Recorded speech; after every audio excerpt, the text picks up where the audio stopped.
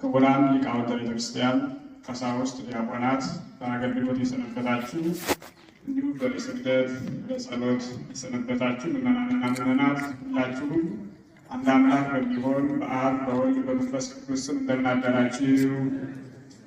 እንደምን አረፈዳችሁ? እዚህ አካባቢ እግዚአብሔር ይመስገን አይደል? እንደምን አላችሁ? እግዚአብሔር ይመስገን።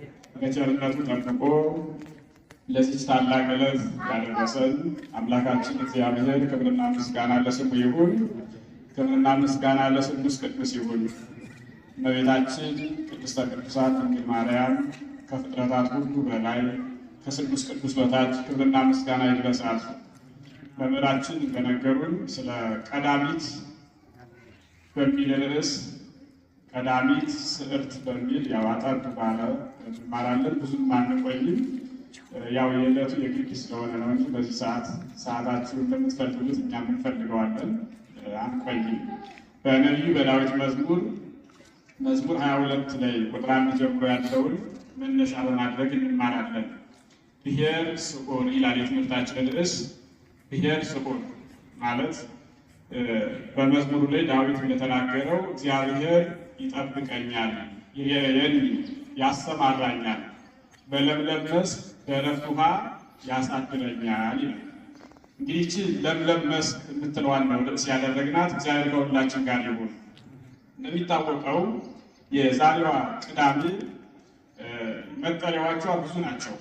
ከብዙዎቹ አንዱ የመጀመሪያው ስዕርት ቀዳሚት ተብላ ትጠራለች፣ ወይም ቀዳም ስዑር፣ ቀዳም ስዕርት፣ ቀዳም ስዑር ትባላለች። የመጀመሪያው የተሻረችው ቅዳሜ የሚል ስያሜ ያላት።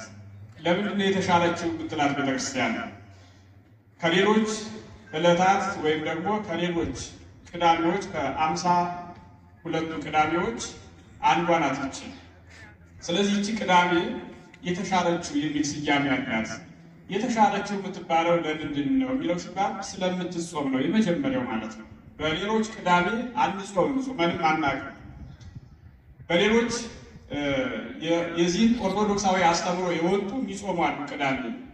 እኛ ግን ቤተክርስቲያናችን ባዘዘችን በፍትሕ መንፈሳዊ በፍትሐ ነገሥቱ በተቀመጠልን ስርዓት መሰረት ከዓመት ለአንድ ጊዜ ለአንድ ቀን ማለት ነው በአክፍሎቱ ምክንያት ትጾማለች። ስለምትጾም የተሻረችው ቅዳሜ የሚል ስም አላት ማለት ነው። እየገባችሁ ነው አይደለ?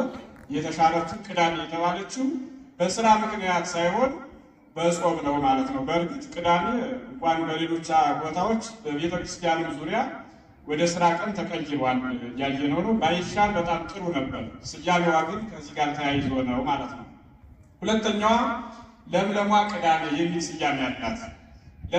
ይህ ቅድም ርዕስ ያደረግነው ቀዳሚት ስዕርት የሚለውን ይሰጠናል ማለት ነው። የለመለመችው ቅዳሜ የምትባለው ለምንድን ነው የሚለውን ስናይ አሁን ከምንቀበለው ከተባረከልን ከቄጠማው አንጻር ይተረጎማል ማለት ነው።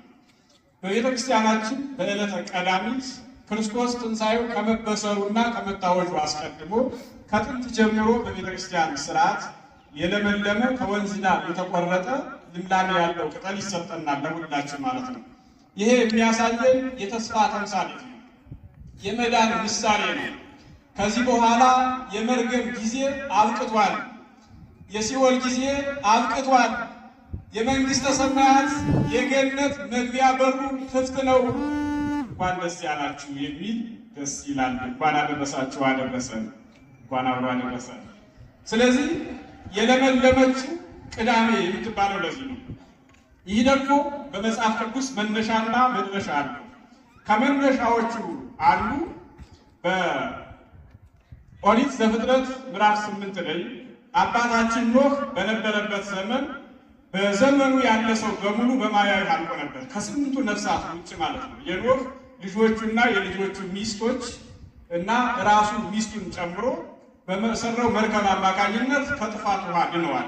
ሌላው ግን ያ ሁሉ ፍጥረት አለው ሲል የነበረው በኢኮኖሚ የፈረጠመው በስልጣኔ ያደገው በስልጣኔ ያደገው አሁን ከምንገምተው በላይ ስልጣኔ አላቸው ተብለው የሚገመቱ ኃይላት በሙሉ በንፍር ውሃ አለቁ፣ ሊተርፉ አልቻሉም።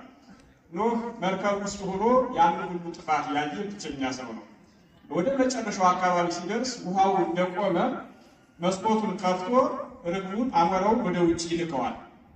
ጎብኝቶ እንዲመጣ ነው። ፍጥረታት ይታዘዙ ስለነበር ነው ለቅዱሳን አባቶች፣ አሁንም ይታዘዛሉ።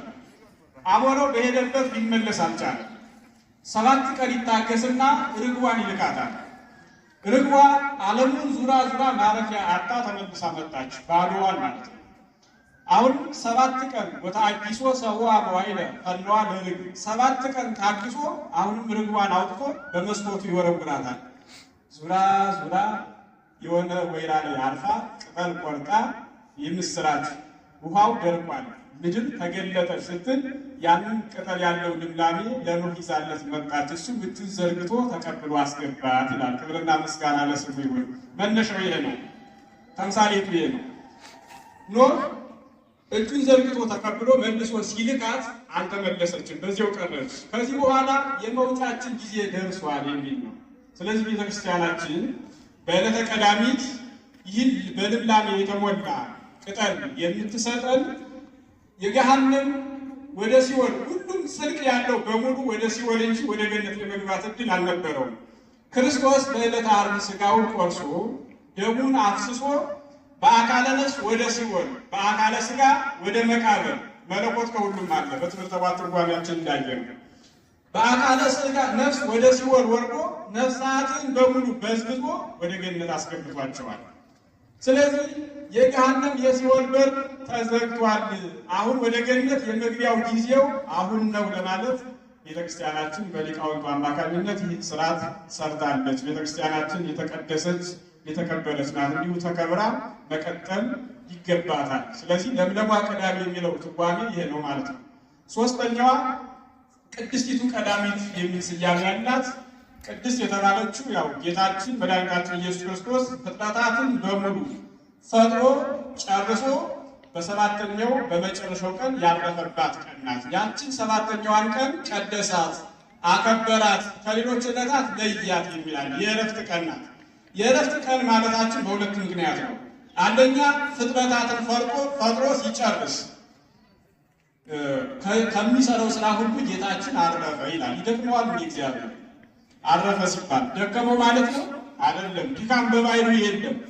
ከምንሰራቸው ስራዎች የሆነ ቀን እረፍት ያስፈልገናል። የሆነ ጊዜ እናርፋለን።